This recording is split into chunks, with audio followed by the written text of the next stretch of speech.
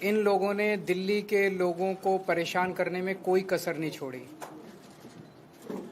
ऐसे ऐसे काम रोक दिए जिससे दिल्ली के गरीब आम आदमी बहुत ज़्यादा परेशान हो रहे हैं। इन लोगों के लिए दिल्ली के लोग एक राजनीति का हिस्सा हो सकते हैं, पर मेरे लिए दिल्ली के लोगों के साथ मेरा अलग रिश्ता है। दिल्ली के लोग मेरा परिवार हैं। दिल्ली के लोगों को मैं तकलीफ़ में नहीं देख सकता। दिल्ली के लोगों का बहुत एहसान है मेरे ऊपर। तो जब से मैं जेल से निकला हूँ तब से मेरी कोशिश है कि जितने रुके हुए काम थे, जो इन्होंने मुझे जेल में डाल के इन लोगों ने दिल्ली के काम रोके, दिल्ली वालों को परेशान किया, दिल्ली वालों को तकलीफ़ दी, दिल्ली वालों को सताया, दिल्ली वालों पे अत्याचार किया, वो एक एक करके हम सारे काम दोबारा शुरू करा रहे हैं। तो उसी सिलसिले में आज दिल्ली सरकार ने एक बहुत महत्वपूर्ण फैसला लिया है और मैं दिल्ली के दलित समाज के लिए, एसटी समाज के लिए, ओबीसी समाज के लिए, ईडब्ल्यूएस वालों के लिए एक बहुत अच्छी खुशखबरी लेके आया हूँ। दिल्ली में एक हमने 2017 में स्कीम चालू की थी, मुख्यमंत्री जय भीम योजना। उस योजना के तहत हम दलित, एसटी, ओबीसी और ईडब्ल्यूएस समाज के लोगों को, उनके बच्चों को कोचिंग करने के लिए हम मदद करते थे। जैसे मैं खुद 12वीं के बाद जब मैंने आईआईटी की तैयारी की तो मुझे याद है मैंने 2 कोचिंग इंस्टीट्यूट से कोचिंग की थी और उन दिनों में भी कोचिंग बहुत महंगी हुआ करती थी। और मुझे लगता है कि अगर मैं वो दोनों कोचिंग नहीं करता तो पता नहीं मेरा अच्छा रैंक आता नहीं आता आईआईटी में, मेरा एडमिशन होता नहीं होता आईआईटी में। उसके बाद जब मैं पास आउट हो गया, फिर मैंने सिविल सर्विसेज की तैयारी की, तब भी मैंने कोचिंग की थी। अगर वो कोचिंग ना करता तो पता नहीं मेरा होता नहीं होता।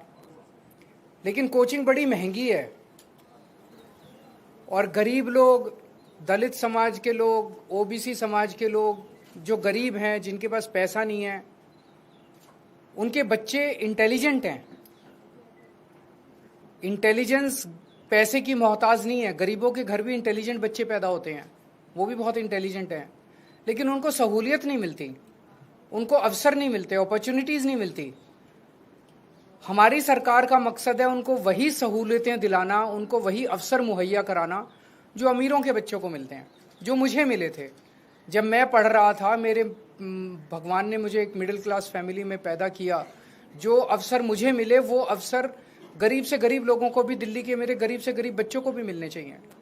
तो वो अवसर मुहैया कराने के लिए हमने स्कीम निकाली थी कि 12वीं के बाद या ग्रेजुएशन के बाद अगर कोई कम्पिटिटिव एग्ज़ाम देता है बच्चा, इंजीनियरिंग के लिए, मेडिकल के लिए, रेलवे के लिए, नौकरी के लिए, यूपीएससी के लिए, कोई भी वो देता है, अगर कोचिंग में एडमिशन लेता है तो उसको दिल्ली सरकार उसका कोचिंग का सारा खर्चा देती थी।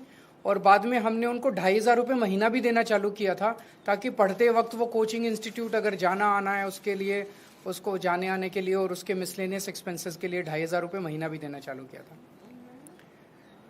कुछ अड़चनें कोरोना की वजह से आई और उसके बाद मेरे जेल जाने के बाद ये बिल्कुल ठप हो गई स्कीम।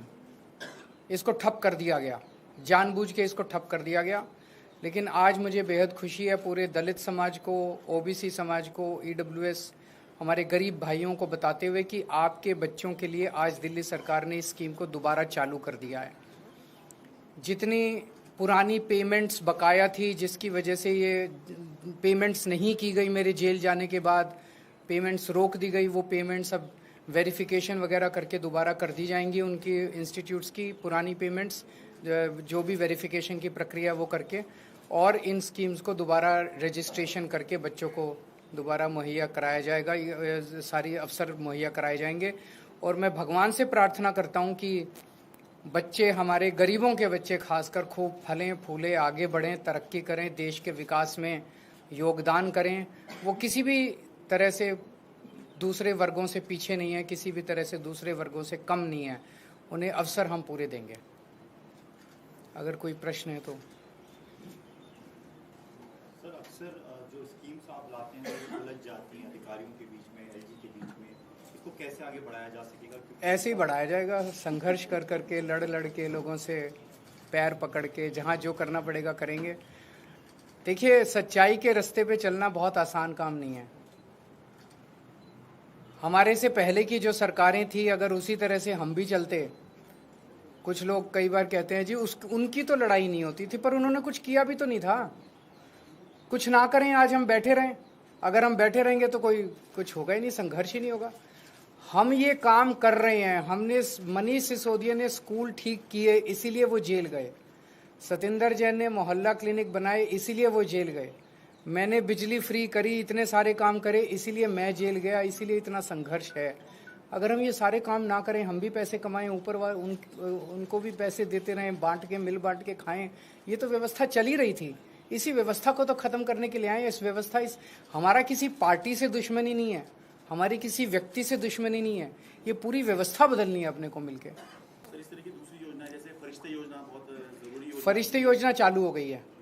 फरिश्ते योजना भी इन्होंने बंद की थी, वो भी मैं आप लोगों की जानकारी के लिए बता दूं। फरिश्ते योजना चालू हो गई है।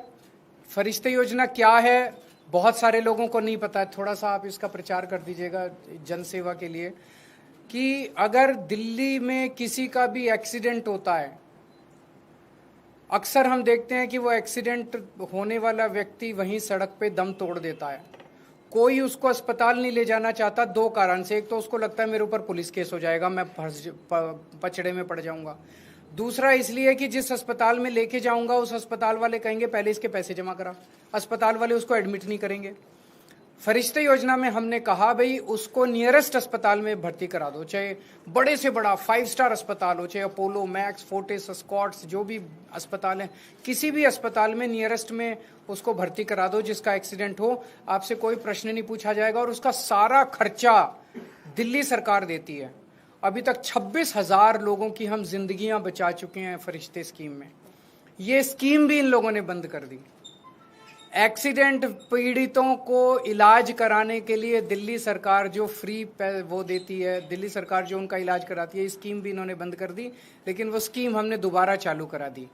इसके अलावा जब आप सरकारी अस्पताल में जाते हो, सरकारी अस्पताल में अगर लंबी लंबी लाइनें होती हैं, अगर पता चले भाई कोई सर्जरी है, वो सर्जरी आपकी नहीं हो पा रही और 1 महीने बाद का टाइम मिल रहा है, आपको कोई टेस्ट है, वो टेस्ट अभी नहीं हो पा रहा, मशीन खराब है, मशीन खाली नहीं है, तो वो सरकारी अस्पताल आपको रिकमेंड करता है आप प्राइवेट में जाके आप अपना इलाज करा लीजिए, अपनी सर्जरी करा लीजिए, अपनी टेस्ट करा लीजिए। वो सारा फ्री सरकार रीइंबर्स करती है उस अस्पताल को, प्राइवेट अस्पताल वाले आपसे पैसे नहीं मांगेंगे। ये स्कीम भी इन्होंने बंद कर दी थी, इसको भी हमने दोबारा चालू करा दिया। सर, जय भीम योजना जो आपकी है, अब जब आप रिज्यूम कर रहे हैं तो उसका एम्बिट क्या होगा, बेनिफिशियरी कितने ज्यादा नंबर? हम तो चाहते हैं जितने मर्जी बेनिफिशियरी आ जाएं।